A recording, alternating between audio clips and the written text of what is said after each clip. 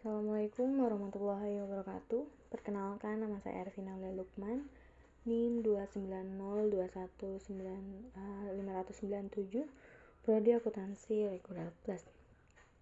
Di sini saya akan mereview Outlook tentang perekonomian Indonesia yang saya kutip dari Enden Sundip.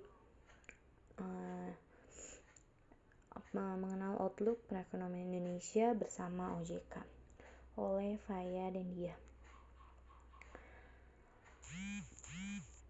FIB Undip bertempatan di Hall Gedung C, Fakultas Ekonomi dan Bisnis Universitas Diponegoro, telah dilaksanakan kuliah umum yang berjudul Outlook Perkembangan Perbankan dan Perekonomian Indonesia 2020. Peran Otoritas Jasa Keuangan. Dengan pembicara Aman Santoso selaku Kepala Otoritas Jasa Keuangan Regional 3 Jateng, dengan DIY serta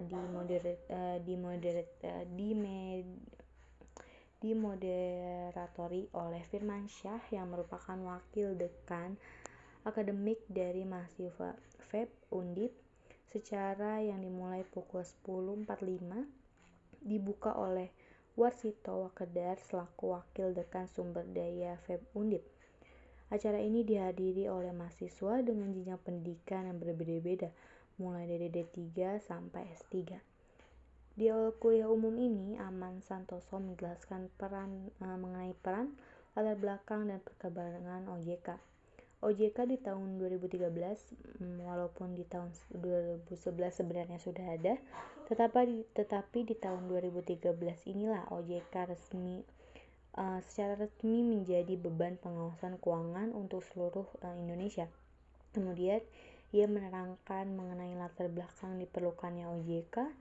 OJK diperlukannya karena munculnya konglomerasi bisnis atau hybrid product, moral hazard, dan terjadinya cross-selling produk dan jasa keuangan diantaranya lembaga jasa keuangan yang berbeda disertai perpindahan resikonya.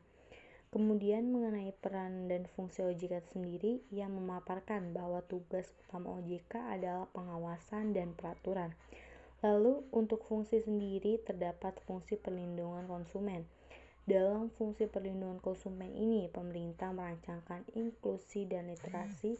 Latar belakang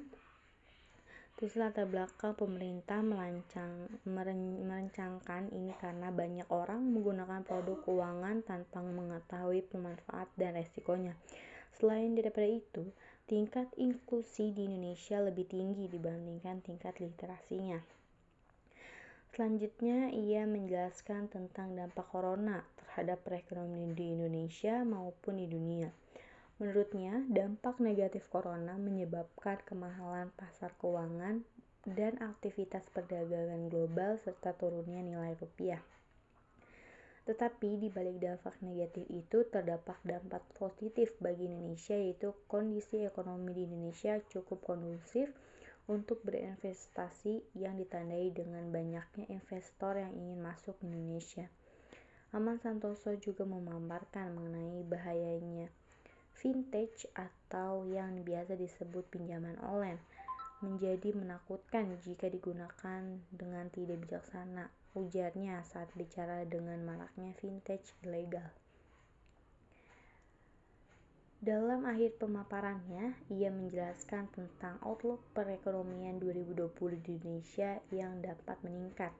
Sebagai contohnya, di Jateng terdapat beberapa sektor yang menjadi faktor pertumbuhan, salah satunya sektor perdagangan besar dan eceran. Industri keuangan harus tetap memasarkan target yang tinggi supaya ekonomi tidak lemah. Lanjutnya, kemudian di akhir pemaparannya, ia menyimpulkan 3 hal mengenai kuliah umum ini, yaitu yang pertama, dapat berinteraksi, kita harus bersikap rasional atau ilegal. Yang kedua, ia berpesan manfaatkanlah OJK secara individu maupun perusahaan. Lalu yang terakhir, ia mengatakan bahwa OJK optimis terhadap outlook Indonesia ke depannya terlepas dari adanya corona.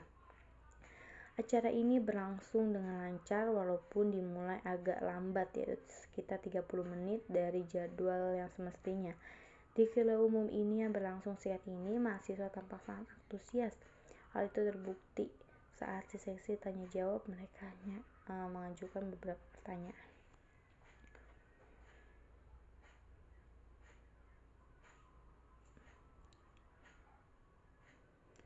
Terima kasih, segini aja penjelasan dari saya. Mungkin menjelaskan tentang outlooknya itu bahwa beberapa sektor yang menjadi faktor pertumbuhan, salah satunya sektor perdagangan yang terbesar di eceran, dapat meningkat, dan yang tidak aman yaitu untuk maraknya vintage ilegal atau pinjaman online.